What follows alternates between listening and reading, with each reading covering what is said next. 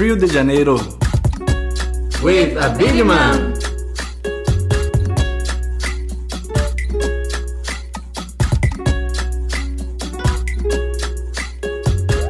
Ladies and gentlemen, welcome to Freo de Janeiro. This is a bit imam, and it's fantastic to have another episode where this time we will be discussing Fremantle, a town, a beautiful place in Western Australia that's really close to my heart, and I can't think of two better people to talk about than the most Fremantle Australian people that I know, two really close friends of mine, Michael and Lucy Della.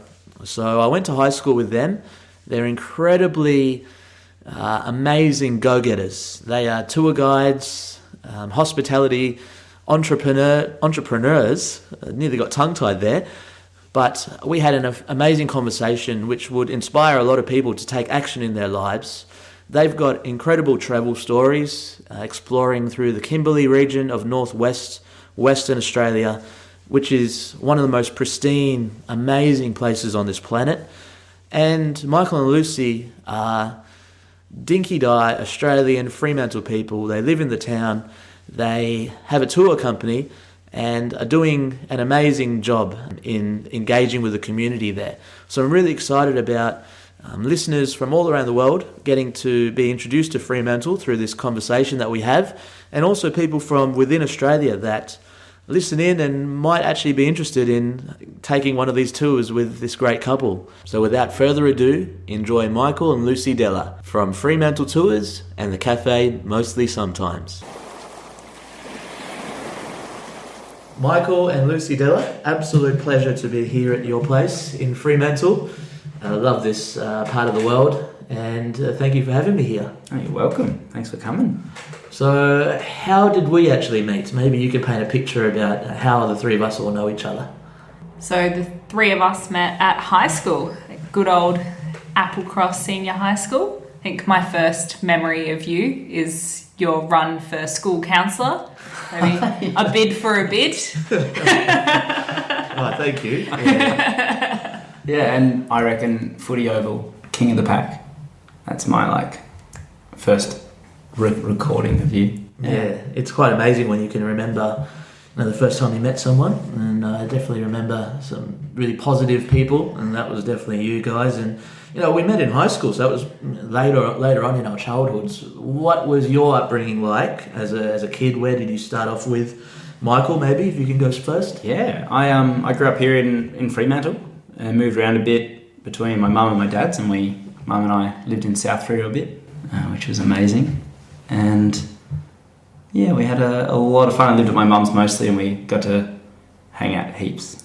And then I moved around to Melville from primary school at Speward Alternative, which was very alternative, and then sent it back in towards Applecross. Yeah, we had a great time. Lucy? And I was born in Edinburgh, which I think you know, maybe. So I lived in Scotland until I was 7.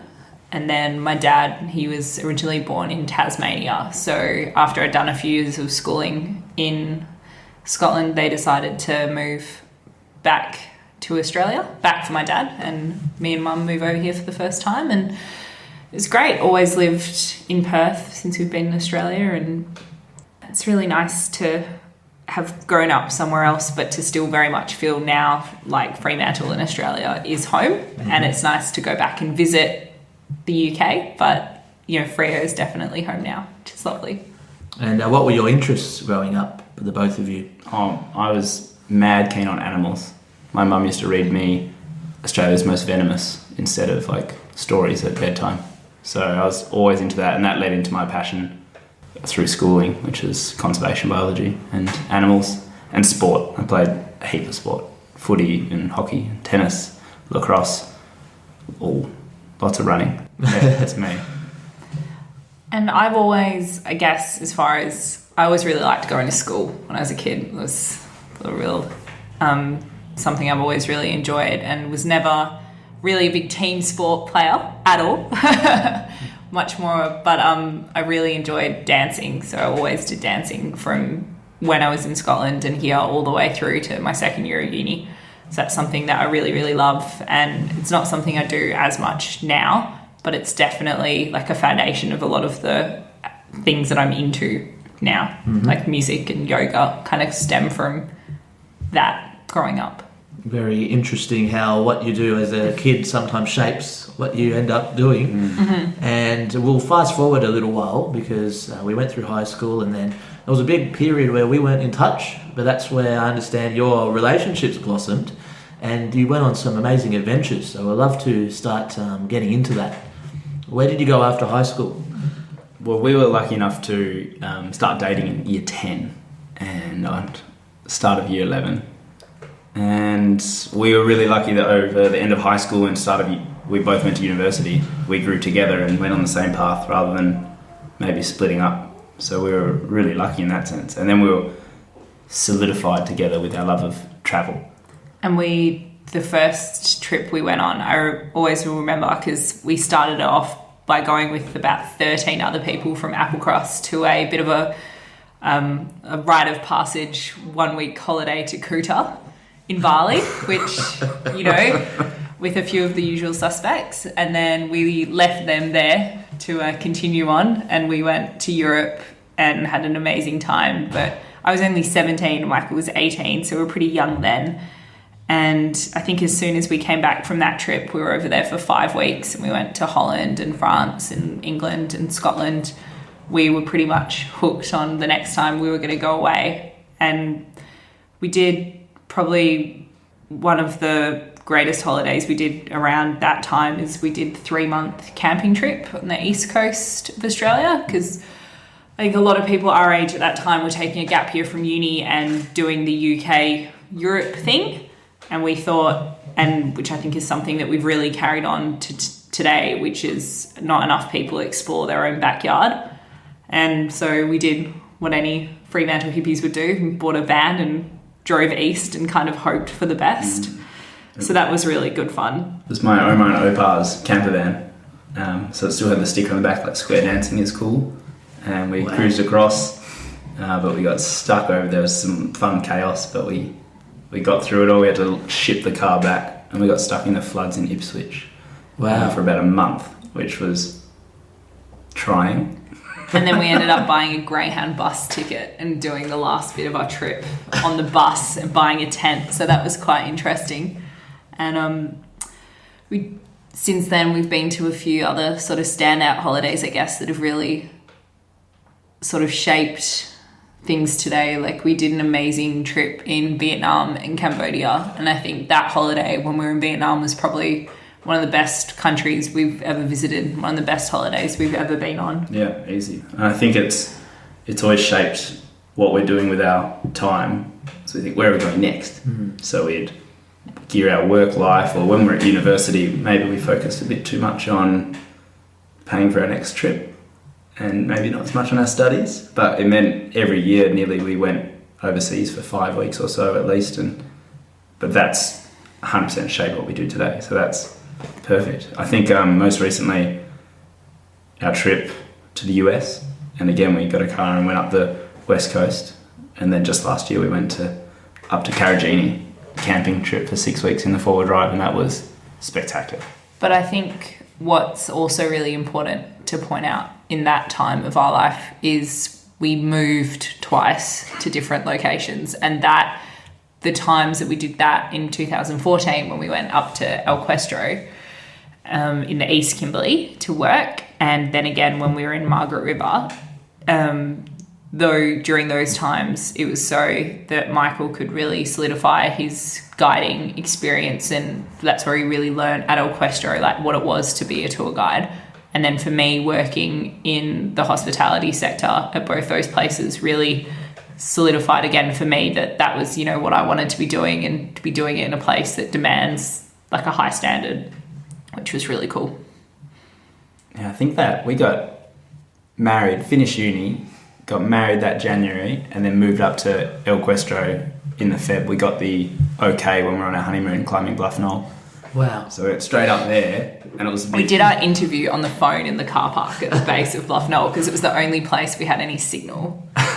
And we got this job, and I'd never tour guided, but I'd come from a background of conservation biology, loving the environment and loving people through my other work in retail.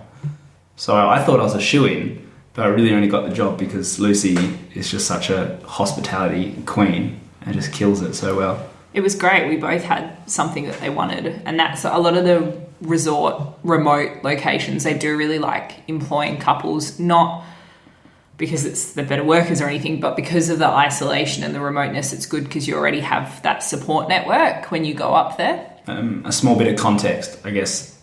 El Questro is a cattle station that's about 1 million square acres, and it's 110 k's. 110 k's east of Cunners, which is about 3,000 k's northeast of Perth. So we were closer to Asia than we were Perth, and closer to the Northern Territory than anything else. And there were about 20 staff when we arrived. Yeah. And that peaked at about 100. So very remote. You just had to do everything. It was exciting. So you guys had a double degree in your own academic pursuits, but also in travel, Yes. you know, going to Vietnam and Eastern Australia. Before we get into the outback, which is very exciting, tell me, what was your favourite part of Eastern Australia when you visited? Byron. Byron was the first spot that we stopped, where we both got off the bus at this point and looked at each other and said, should we postpone our semester at uni? We both looked at each other and have to stay longer straight away, and we loved the place. But then we really experienced a lot along the way there. The wine regions of South Australia was really cool as well.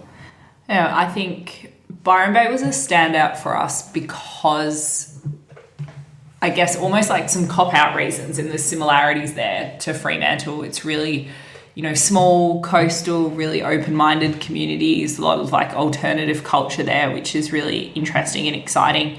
But I also really, really liked Adelaide, which both surprised both of us. Okay. And there was a lot of, I think it was quite comfortable because we were young. It was like similar to Perth in its size and its scale, but you didn't have to drive far to really experience some diverse stuff like the wine regions and the hiking and everything that was on offer so close to the city, which was great.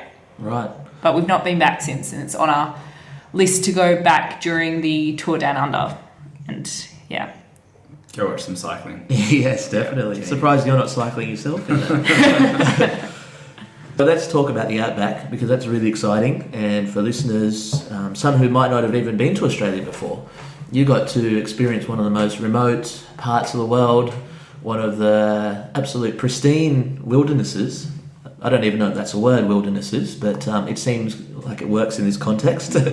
And I want to know about what it was like for you, that transition to go into El Questro, and your initial thoughts when you were there. It was... We've been remote. We'd been on our own. You'd been remote. I'd been quite I don't remote. think I'd really been that remote before. Geez, there's an eye opener. You get off the plane in the airport, there's a sign saying no mangoes as carry-on luggage. And you're like, where am I? There's cane-toed signs. And we got picked up by like the groundskeeper in one of the utes, and we were driving out to the station, and it just felt like we were driving for days, and it's only like an hour and a half drive out from Kununurra, and you just are so isolated. And I remember arriving there, and you know, when people talk about crocodiles and snakes and bulls, and you don't know whether or not like they're joking, because it's so casual to these people, because it's such a way of life. When someone's like, oh, you can swim here because there's only freshies, meaning there's only freshwater crocodiles, and implying that there's no salties, saltwater crocodiles. And then, you know, other parts where they're like, don't go too close to the edge. Yeah, it was just like nothing you've ever witnessed before. And I think it was really great when we first arrived up there. Like Michael said before, there was only 20 staff members. And a surprising element of it that you don't think is going to exist is this idea that if you want to catch up with someone to, you know, work out together or meet up for a coffee, you just go around to their donga where they're sleeping, you knock on their door. You know, you don't text people, you organise a time to meet up with someone, and you have to stick to it, you know? We often say that we were, the 8 months or so we lived there, we were the least connected we've ever been. There's no mobile reception, there's no internet. We were writing letters to our best mates back home and to my pop, because he lived and worked up there when he was my age. But at the same time, we were the most connected because you literally write on our big whiteboard in the staff room, going on a hike tomorrow at 10, anyone who's free, come down. So it was really inclusive, really strong feeling to the place. But also, you know, I used to have to drive from where we stayed at the station out to the homestead, which is where I worked, which was sort of like a bit secluded and quite high end. You know, it cost like thousands of dollars a night to stay there.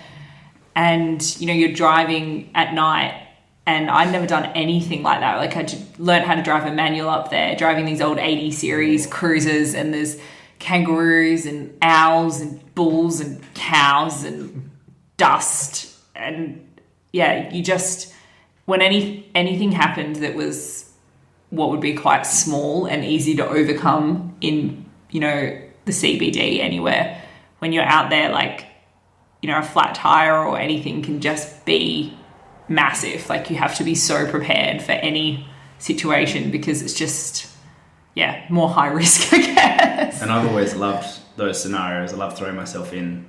So I was out taking gorge walks and hiking, taking boat cruises where there's these crocs or four-wheel drive trips. And I was really lucky because I'm little. I got to go on a helicopter a lot and take guests on these helicopter tours. So that was these things you never expect. And then Lucy was a little bit more reserved. But I remember we said we knew you'd completely accustomed to it when you were walking down the stairs. I was working at the homestead, and they have these like private dining stations, I guess you call them, little areas where, so the homestead looks out over the Chamberlain River. It's beautiful. You're like up on the cliff, and then, you know, down you've got the river below and the valley on the other side. And yeah, you could walk down these stairs to a little private dining setting. And I remember I was running these meals down the stairs, and there was a snake on the step, and I was just like, oh, look, a snake, and walked over it. Like, better make sure I don't step on it was my first reaction, as opposed to, oh no, there's a snake, everybody panic. I was like, oh, look, it's just another snake. Yeah. So what were your particular roles? So you were looking after tourists who were going, and El Crespo is quite a high-end wilderness retreat.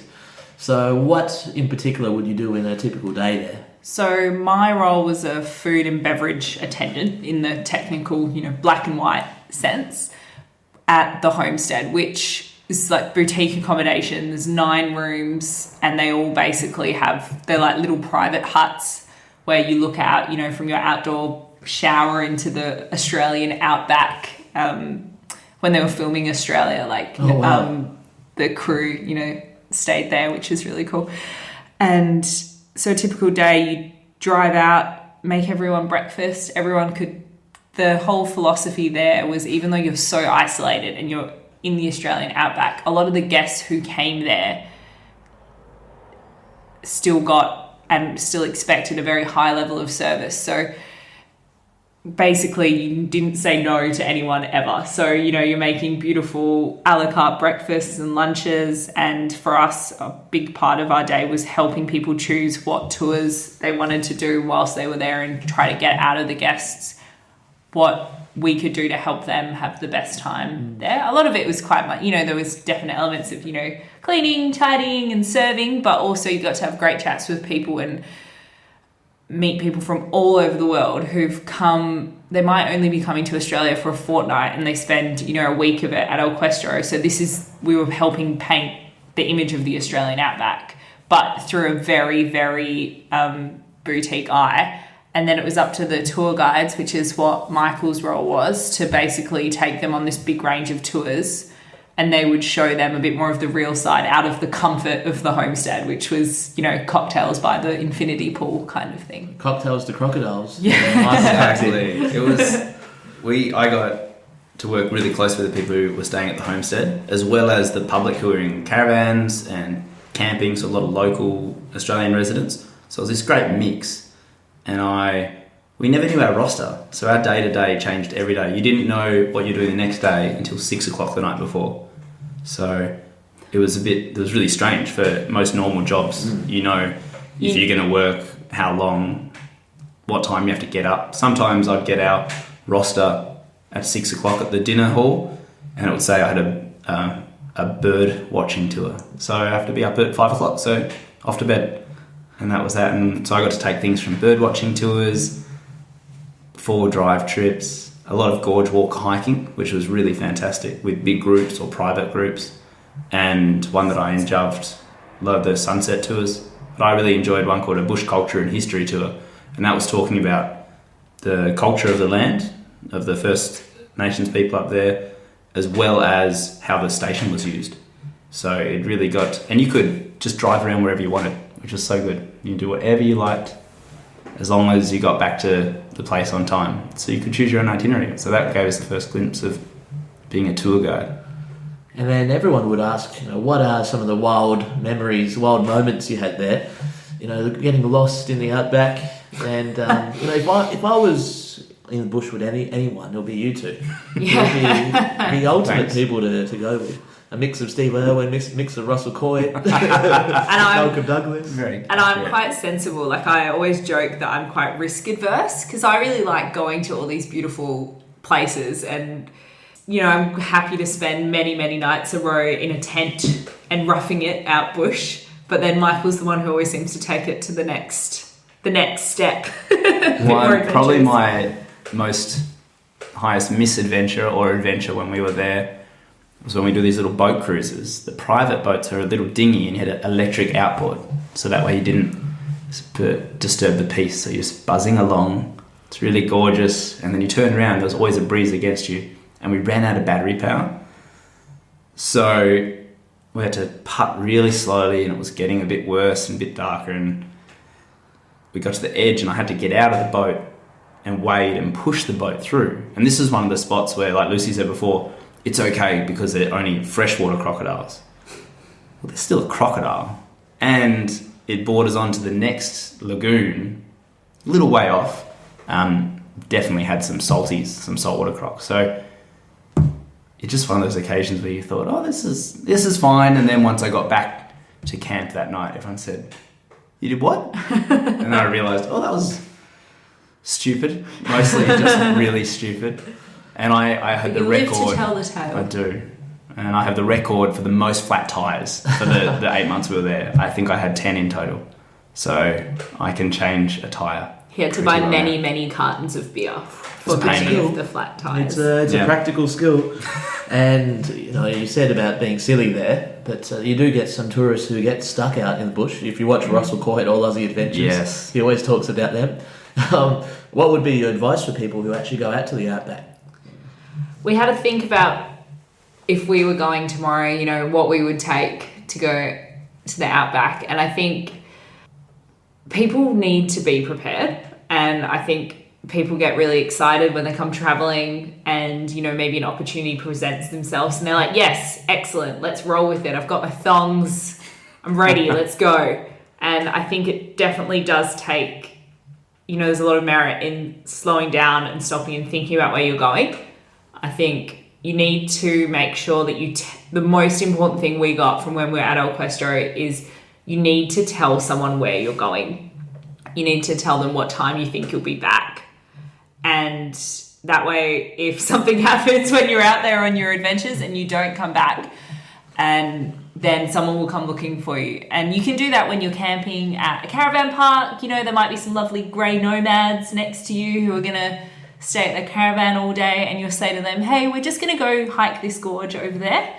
And if we're not back by dinner time, maybe let someone know. We still do that now when we go for hikes in the city. We text our parents and just say, hey, just so you know, we're going here, be home by 6, I'll text you then. Mm-hmm. And that's really drummed in because we had to go out on some rescues in different circumstances, and you just think if we didn't know even roughly where they're going, it would be pretty dire.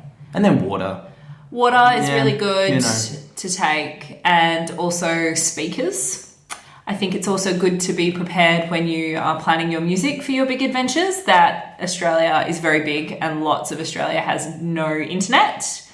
And very lately, you get very caught out if you're only on the streaming services. So you've got to get the CD player out, in the car. Get that aux cable out. You'll be set. Nice. And coffee. That's we have also the top a very strict ritual on plunger coffee when we go camping. We've got a little setup. It's great. Can imagine. Definitely. And then how long did you actually spend in El Cuestro? We were up there for 8 months. Kununurra. And then did you get to explore the rest of the Kimberley? Because it's so vast. It's a huge area. So the east to the west is over 1,000 kilometres. But we literally stayed the whole time on the station. I got to drive into town to pick guests up. But we didn't have our own vehicle when we were up there. So we were somewhat stuck, but not in a bad way. So even that in that 8 months, we didn't even do everything we could on the station. Because there's all the main spots, and then there was lots of little, maybe staff-only spots that you knew about, or adventures you could go on if you took the precautions. And we were lucky enough to do lots of fun things that were really amazing experiences, one-off experiences. I did a really amazing fixed-wing flight while we were there, which was beautiful. We went over Lake Argyle and over Pernalulu, which was beautiful, which is the Bungle Bungles. Okay. What's a fixed wing flight? It's so funny up there. The one thing that really surprises you about outback life is how used to you get to helicopters. So when I say just a plane, like a very, very small plane, as opposed to a helicopter, very small helicopter which with no doors. Because the more common mode of transport up there is a helicopter. Okay. And that's another really great thing we got to do when we were on the station. If the helicopter had an empty leg where it would take guests one way and then drop them off somewhere, and perhaps on the way back it would be vacant. As a staff member, you might get to jump on and hitch a bit of a free ride, and the landscape from the air just blows your mind.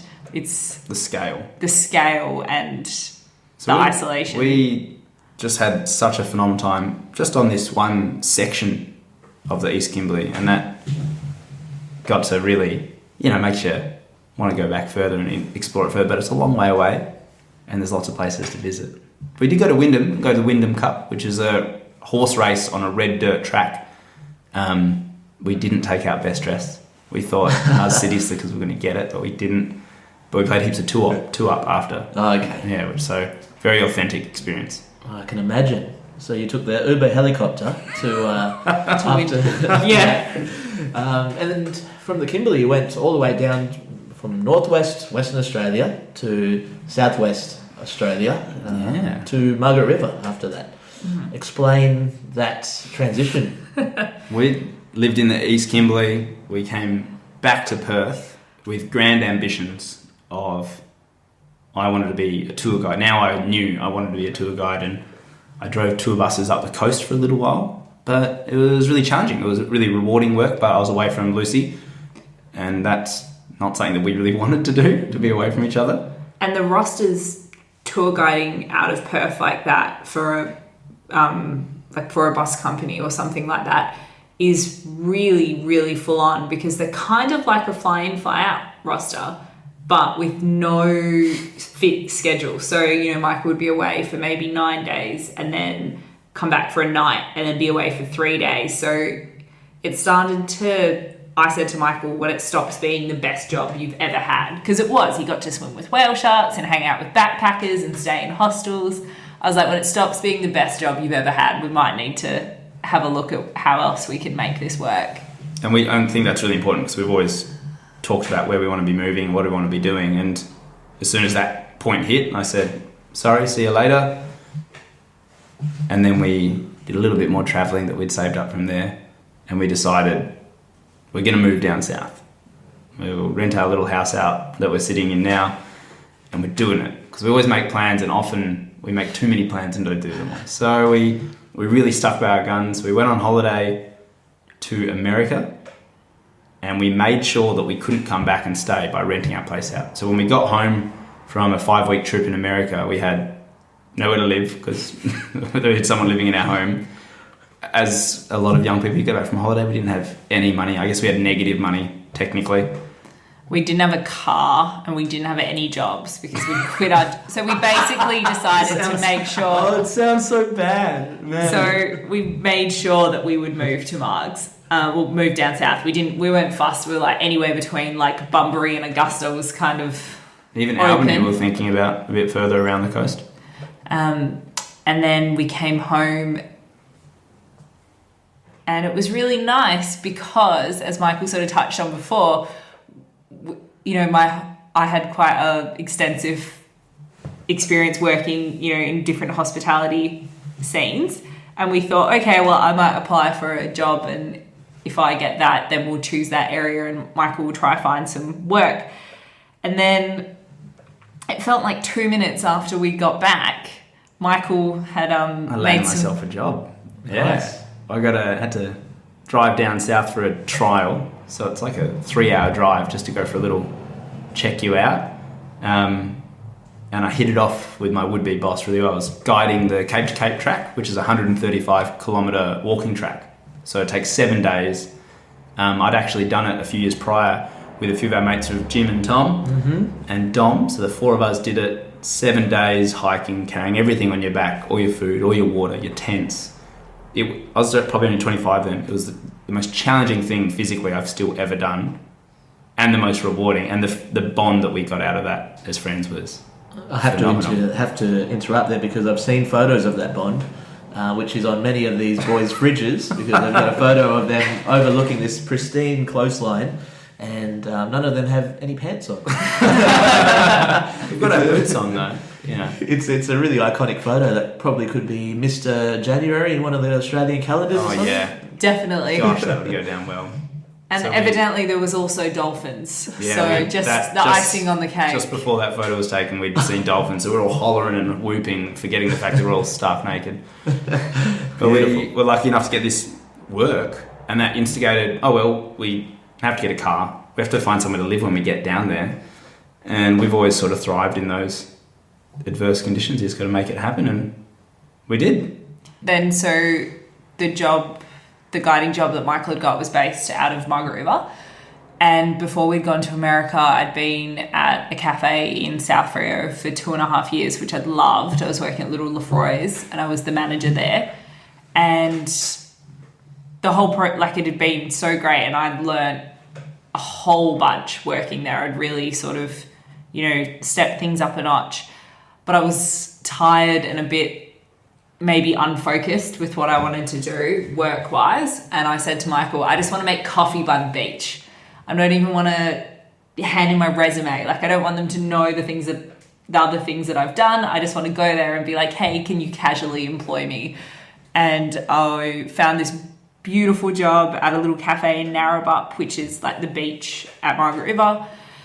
And it was exactly that, making coffee. You can see whales from where you're making coffee. You can see whales, It's just It was phenomenal. beautiful, and on your lunch break you'd go down for a swim and that kind of thing. And it was cool because Michael would often pop in there as well because they did the catering for his work. So it was really nice. But when we first moved to it took us a while to find our tribe down there. It was it was way harder than we thought when we moved to Margaret River. So there was this like we said about Equestria, we were the most isolated but at the same time most connected, and then we almost felt the opposite in Margaret River, that we were actually still very close to Perth, and there was this, Margaret River's a town of about 13,000 people, so there's a lot of stuff going on, but it really felt like it was just us. And thankfully we do really well in our own company, but it was a really unexpected challenge. We make friends really easily, we're pretty personable, fun people, and it was this is hard, and it's raining. But then, Margaret River was really cool because Michael got to work for a great small business down there and really enhance his guiding skills. And while I was there, the company that owned the cafe by the beach, where I was just doing my 4 days a week, cruising in, cruising out. They also ran weddings and events in Margaret River. And they eventually cottoned on that perhaps I had a few little tricks up my sleeve, and they offered me a function operation manager role, which I took, and it was awesome. It was super full on for me because I'd never done anything quite so back of house heavy. I had emails and phone calls and, all these kind of things that were all really new to me. But again, I learnt so much, and I don't think we'd be able to do some of the things that we've done since then if I hadn't have been thrown into that sort of more corporate end of the hospitality business, which was really cool. And then guiding work, being as it is quite seasonal, which is something that is part of the appeal to us in some ways. But it meant when Michael's work got a bit quiet, he ended up doing loads of events with me. So I got to become Lucy's almost like 3IC. So there was our mate who was Lucy's second in charge, and then Lucy was telling me everything about every single one of these weddings each night. And I said, I might as well come work with you. Like, there's no point me sitting at home. I can come in and do a better job than some people, and let's just get in there. So that was the first time we worked really closely together. And we, like we've said already, we do really work pretty well together. You'd hope so by now. And I was always joking. There was a period there where I had 3 jobs, but I was effectively unemployed. I couldn't get hours at any of them. So even being a key tour guide with one business, they're doing our driving for a wine tour business and this function work, there still wasn't always work available. So we actually moved into a caravan on some people's property. We just found them on Gumtree.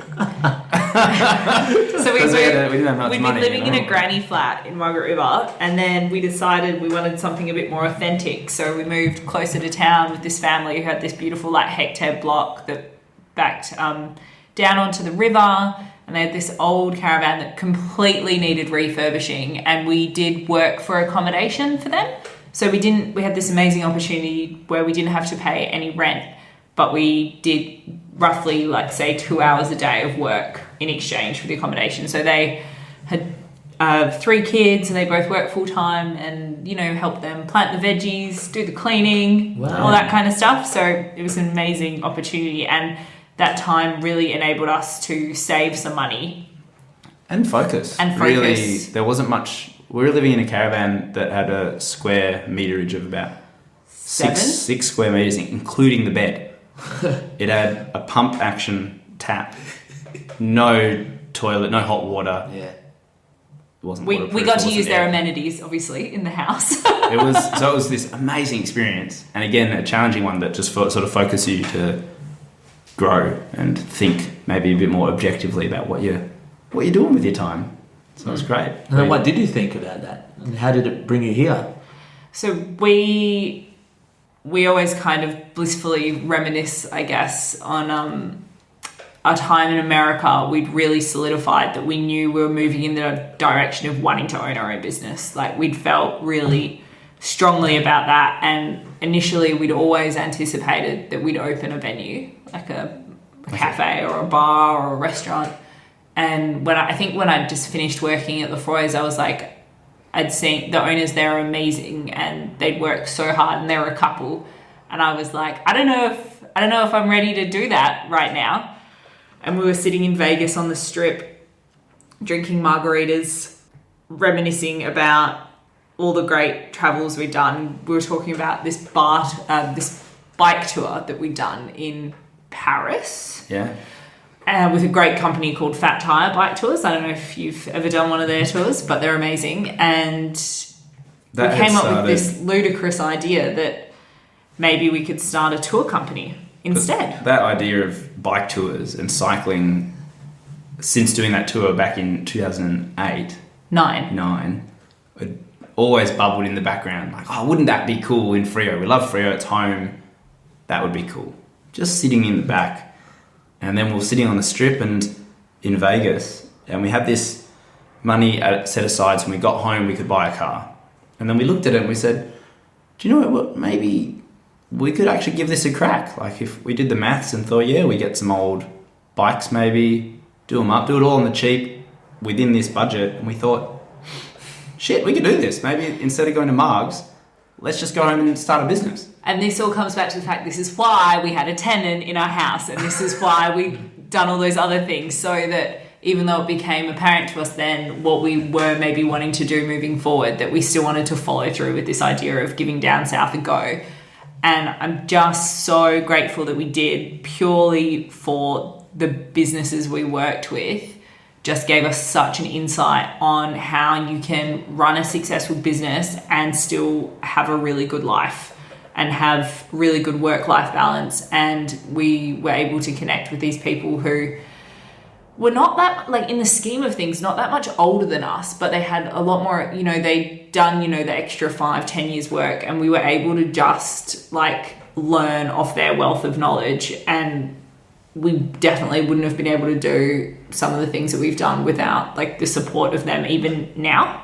Like, you know. Yeah, we're still mentors. We still call our bosses, Gene, my boss. Like anytime we have to make a big decision, I pretty much call him up. But they were lucky enough also to give us the support and say, while you're in our business, we see that you're a good asset and let's learn. So we got to the end of our season, like Lucy said, super seasonal work coming into the next winter, and we're starting to think what we're going to do. And we thought, well, the person renting our house is moving out, and you know what, why don't we move back to Perth?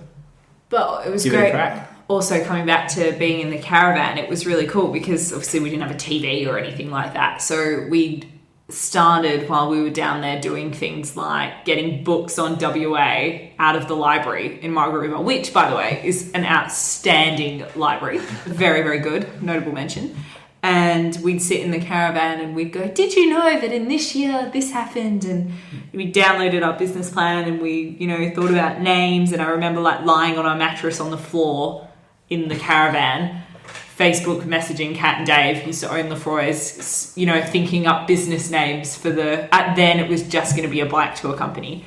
And yeah, so lots of fun memories. We always joke that, you know, we did a really good job planning this business. We were very thorough, very adult. We tried to tick all the boxes that you should do before you start a business, and that perhaps with our other side hustles off the business that we've been a bit more like... Blasé. We were like shit scared of doing something wrong or setting ourselves up for failure. So we really got down into business plans and for our tour business of Fremantle. We weren't afraid of failing, but we didn't want to sell ourselves short. We wanted to make sure it was all set up right and we weren't going to get in trouble because we didn't want to get in trouble.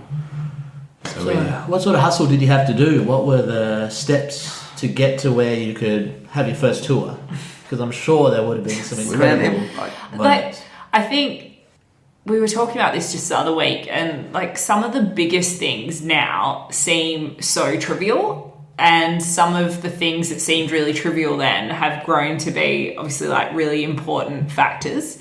But I think, as silly as it sounds, like doing the business plan obviously really helps because it focuses you down. But some of the hustle for us was like, how do you make a website?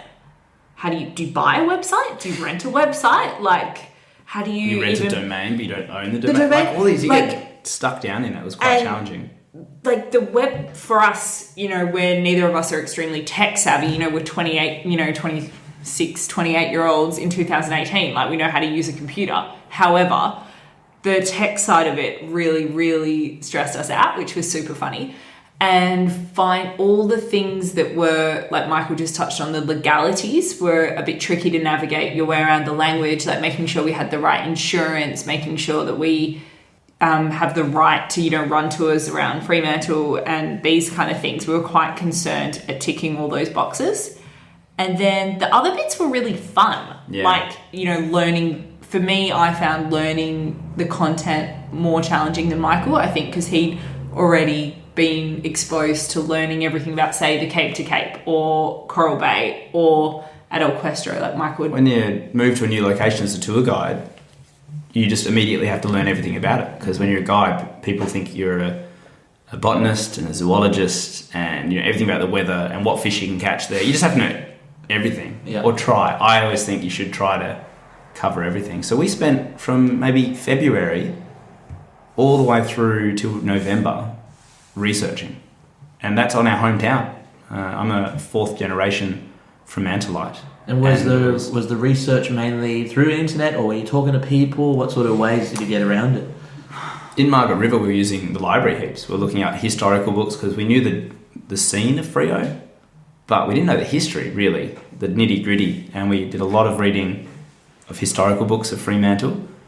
And then when we moved to back home to Freo, that's when we could really start having conversations with people, with our family, our parents, my grandparents on both sides, with just sitting down. And with people within the community who have facilitated other tours or who help like curate, you know, programs at like the museums, and just being able to chat with people who have such a wealth of knowledge. But like everyone we talk to, it feels like has their own little story, which is beautiful. And we're always learning like every tour we do, we learn something new, which is really cool. People are very welcoming.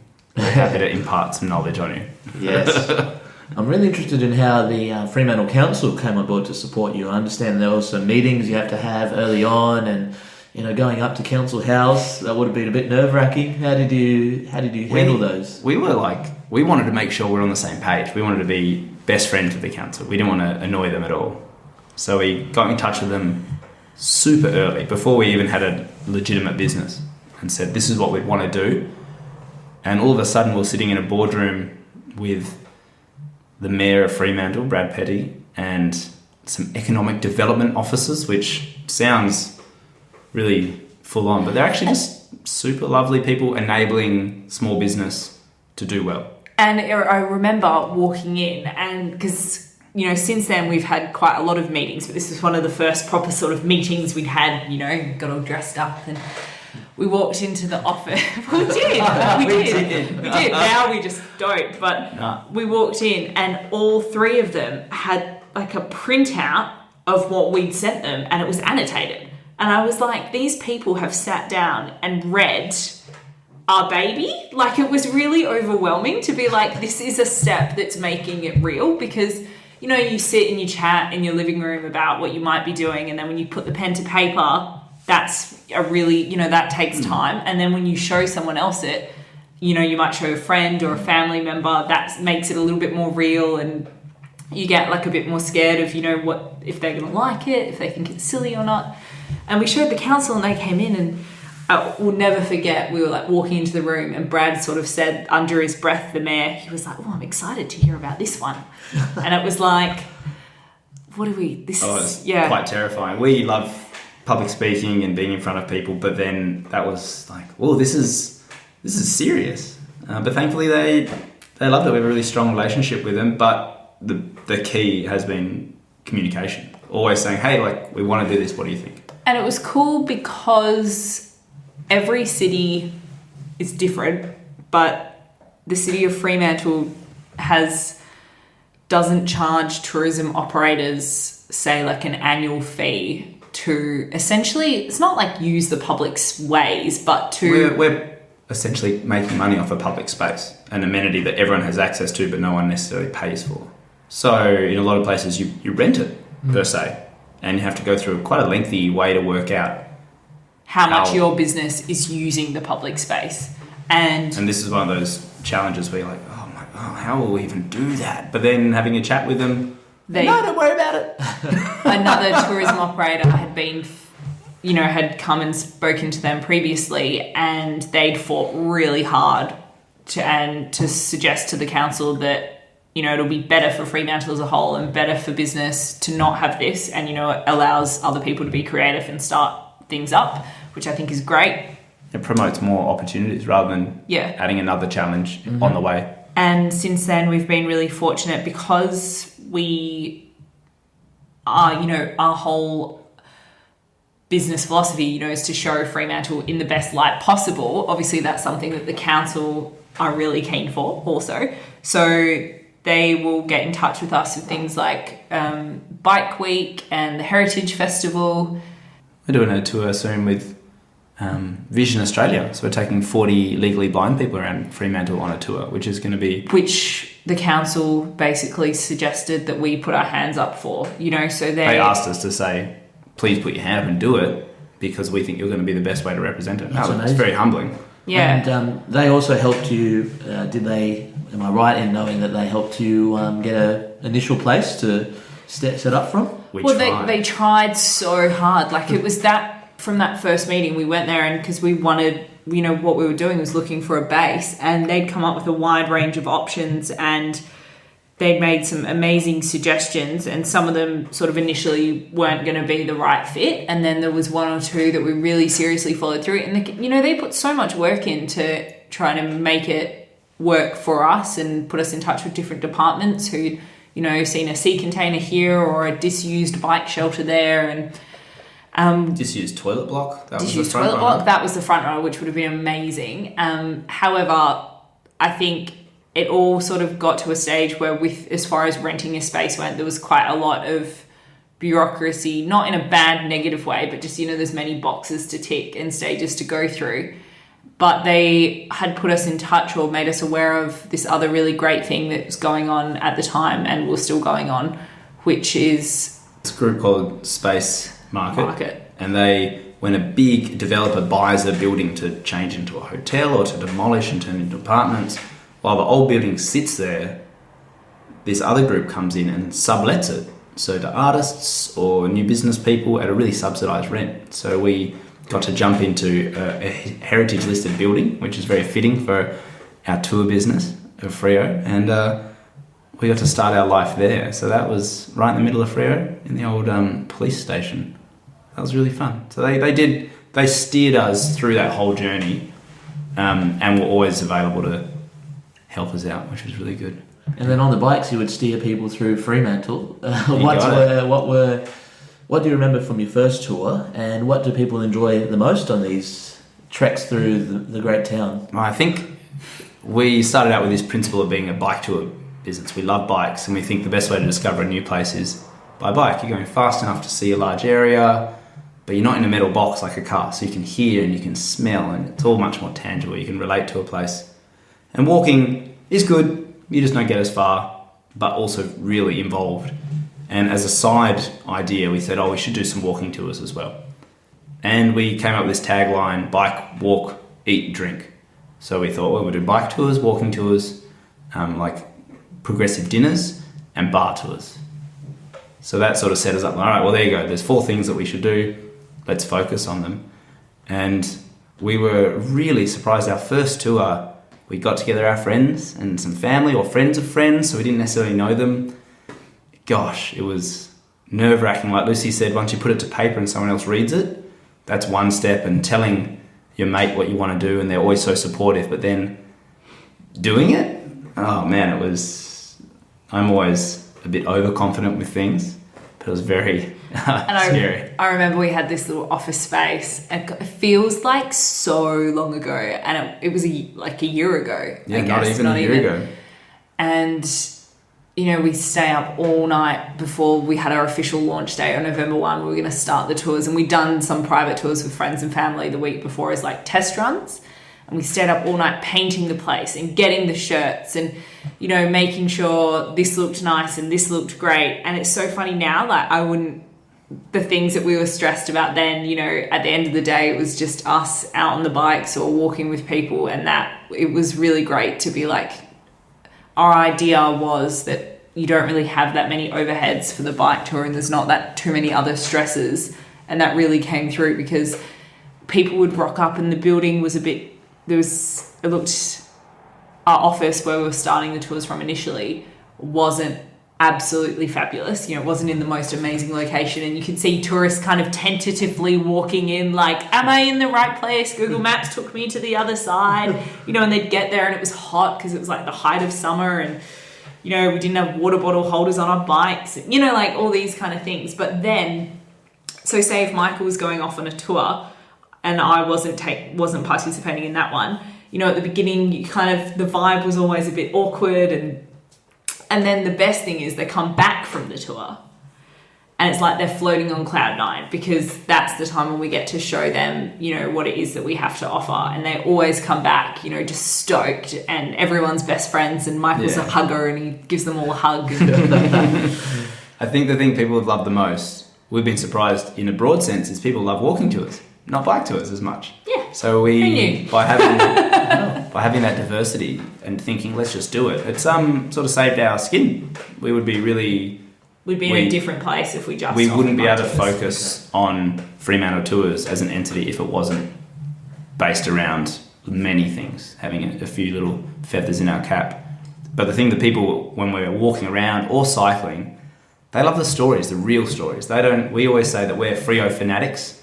We're not historians. Like, we love the history or the architecture, but I don't want to be sprouting names and dates, because when you walk away from a tour, I'm sure we've all done them, you come away with this idea and you never remember the name of the bloke or the woman who said something or the year it happened. Like, does it actually matter that much? Maybe not. Maybe in some circumstances, yes. But people come away with this full understanding, a local's perspective of Freo, from our own stories, or we visit buildings that both sets of my grandparents worked in, and you can relate their actual stories that we've had sitting down with friends and family and other Freo folk, and then they go, oh, I get it. And the other thing I always notice actually is people, it's a small place, Freo. If you haven't been, please come, we'll show you around, but it's quite small. It's a community, really. So when we walk around, it's constantly, hey, how you going? Yeah, oh yeah, we are on a tour. And people love it. It's great. So, do you know everyone? You're like, oh no. And you walk around the next corner, oh hey, how you going? Oh, this is the manager of this venue we just talked to, and everyone's so welcoming. Even strangers will stop us and say, hey, do you know what? We got stopped once in front of the Freo prison, and this bloke said, I've been in there. And they run tours. Oh, have you done a tour in there? Oh no, mate, I've been in there.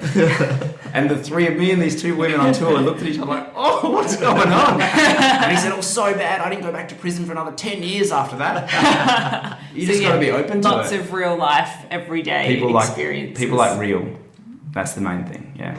Well, I think two names they'll remember is Michael and Lucy Della, so that's definitely names they'll remember. Yeah, for the time. hopefully. And you said that you had 4 things going, the bike, going to the restaurants and the bars, and then you guys added another thing on with the cafe.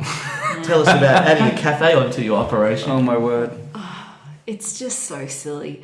So we always joke. So the way it goes is Fremantle Tours is the business we meant to start, and then mostly sometimes is the business that we accidentally started. So mostly sometimes is the name of our cafe, where we now operate, instead of having an office for the tours specifically, they also run out of the cafe. And yeah, it's quite a funny story, I guess. So we started the tour company in November, and we were in our little office and it was going really good. And then it became apparent that it was time to move.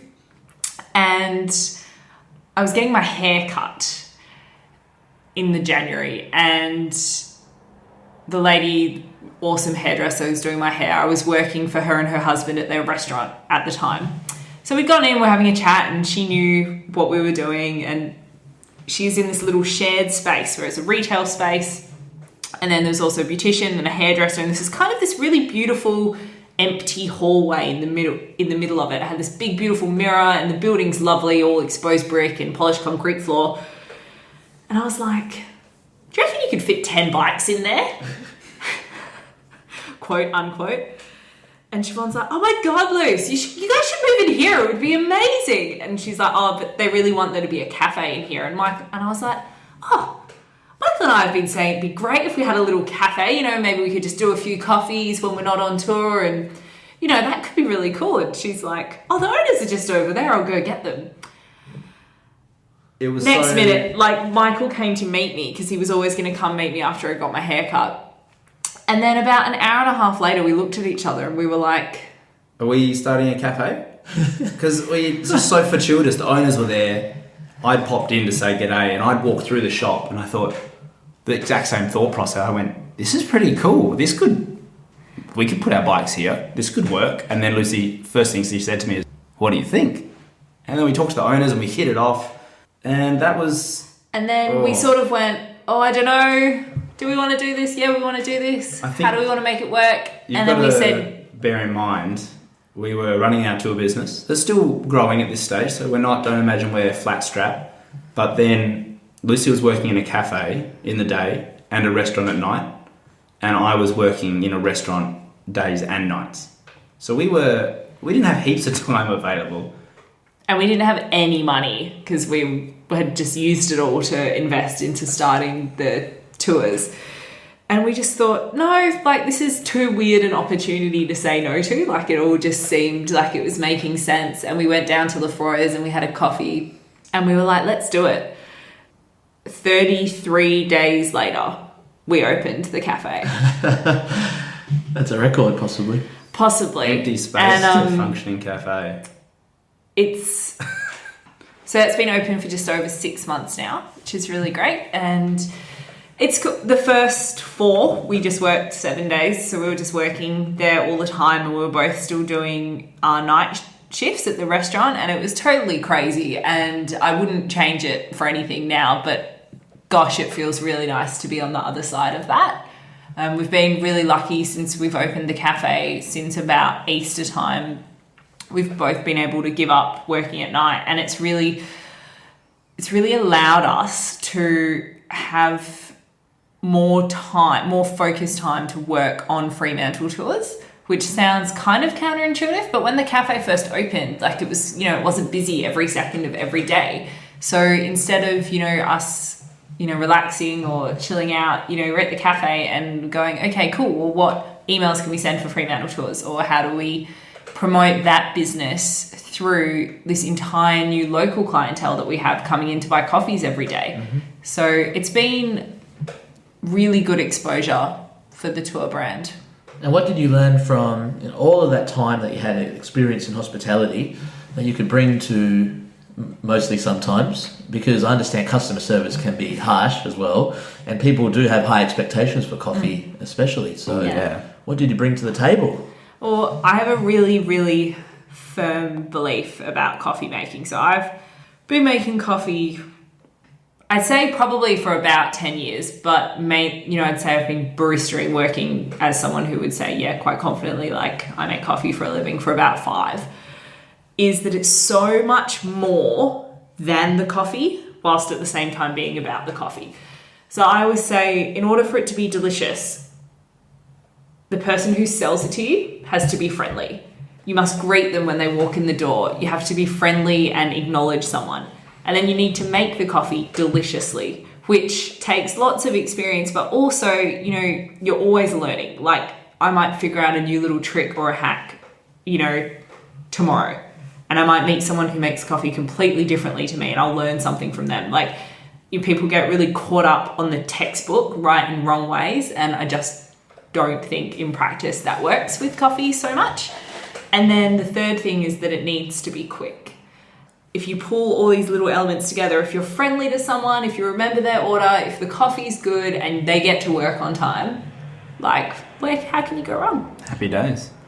And also, I think my experience that I was able to draw on is from working, I've pretty much always worked in small businesses and been able to see quite closely, times when places are busy and gaps in what was on offer in the surrounding venues. Is we decided to do the crazy thing and open at 5:30, which if you were in the room right now, you can see all three of us are kind of shaking our heads in disbelief, because even now I think we're not sure on why we decided to do that. But it's definitely been our point of difference. So opening at 5:30 is something that sticks in people's minds, because people come into the shop that we're adjoined to and they see our sign and everyone goes, 5:30 in the morning. People are like, that cafe with the funny name that opens at 5:30. So, it's great. And through this time now, working so much in Freo, you live and breathe it now. What is the essence of Fremantle? I've really found we were so surprised how welcoming people were when we came to them with our own idea about starting a cafe in a month, or really wanting to promote Fremantle and take people around on tours and say, hey, can I come into your venue? Can I walk into your hotel because you've got this beautiful heritage aspect? Yeah, people are like, yeah, come in. We'll tell you a story. And then it reinforces that community. That friendliness, openness and accepting nature of Freo. Doesn't matter who you are, where you're from.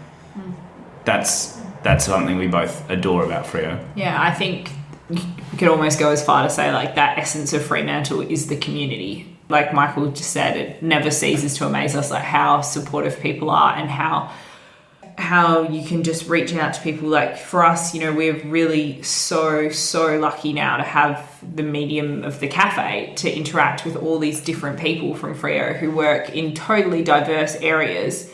But, each one to the next is as likely to offer their help in something, or we can say, can we help them out in a way? And it's so nice. And I think we're really lucky in a day and age where everyone's so busy and so, focused inward on how they can get ahead or what they can do, that Fremantle definitely does have that small town feel where people will go out of their way. They'll make it, something that puts them out to help other people. And it's awesome. It's so cool. to see that. There's a good analogy about Freo and Perth in that Northbridge and Perth is hipster and Freo is a bit more hippie. And it's still hipster, like it's trendy, like it's ridiculously trendy, but you see plenty of people with no shoes and drinking their soy lattes at the beach. Yeah, and I think the same thing that people love about the tours is what people love about Freo, is that it's also genuine. And what you see is what you get. There's not that pretentious air, it isn't there. It's very accepting and genuine. And if there is a pretentious air, it sticks out like a sore thumb. Man, Not a good idea. So what's the future of Fremantle?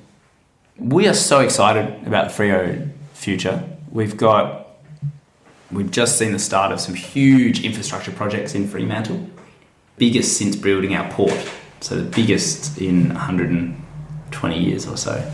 So they've got what they're doing is $270 million project. So it's going to be fantastic. And we're going to see a lot more people living here, which means more people getting into our community and more people coming into the community. So that's just phenomenal. And now we'll move into the rapid fire round, where we'll ask some questions about generic questions really, and they come from a podcast that I really enjoy, Tim Ferriss's podcast.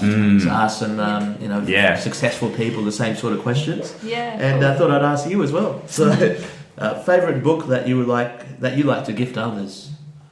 For both of us, it's the same book actually. It's Cloud Street by Tim Winton, local West Australian, and he just writes so beautifully about Perth and Fremantle and WA. If you had a gigantic billboard anywhere in Fremantle, where would it be and what would it say? So the gigantic billboard would be at the front of the Monk, up at the top. You know, as you look at the Monk's outdoor area, it would go all across the top and it would say, "Be a nice human." Cool. So the Monk is on the Cappuccino Strip, right? Which is the main tourist street in Fremantle, the main drag there. Just a reminder to be kind. Love it. What is one of the best or most worthwhile investments you've ever made? Could be money, time, energy. Oh, my word. I think it would be the amount of time we've given ourselves to be able to really jump into what we want to do. If that's travel, and we say, okay, we'll work at it, or if it's opening a business, say, all right, make it happen and give yourself the time and resource available. What about you? Well, kind of like what you said, but this idea that time spent planning how you're going to spend your time is time well spent. That's all the P's. Yeah, exactly. You know, we spend a lot of time making sure that we use our time well. In the last 5 years, your lives have changed significantly. What's a new belief or behaviour or habit that has most improved your life? We have really started probably since Margaret River, so a year and a half, nearly 2 years ago, trying to live a much more intentional life and making better choices about that and really doing what you want to be doing with your time. And a big thing that's helped us use that is actually minimalism. We're sitting in our house and it's small and it's perfect for us, and that's enabled us to make the deliberate decisions on what to have or not to have, has mean we have time to give ourselves or the money to maybe to travel as much as we have. It all comes from making some pretty deliberate choices. And it's really funny because you hear that word minimalism, it's a bit of like a buzzword, I guess, in some scenes at the moment, but it's this idea of starting with your stuff, but then it allows you to be so much more intentional with everything else. And I think what it's really done for us is living this sort of lifestyle has allowed us to work less because we are more in control of our outgoing, say in a financial sense, that allows us to grow and develop these crazy business ideas because we're not under the stress of, sort of like the money stresses that we're under, have been under at different times or just tired and fatigued. That work stress, being able to say no to things, to say yes to others has been so important. And we're both just so happy that we're able to learn these different ways of living that have just opened our mind to just all these different things that we can do. And it makes everything seem so much more manageable. Yeah. frees up your brain. Great. We love the Dockers, the Fremantle Dockers. That's mighty Fremantle. Bleeding purple here. It's brought us together very many times. It's a common love and a common passion of this town. So who's your... This is probably the most serious question of the podcast. Who's your most favourite Fremantle Docker player of all time? For me, it's Cookie. Troy Cook, I think, is just hard as nails. Would always get the job done. Is a player from yesteryear, but he would just... Gosh, he inspired me heaps when I used to play footy as a kid. So, my favourite player is Michael Walters. It's a no-brainer for me.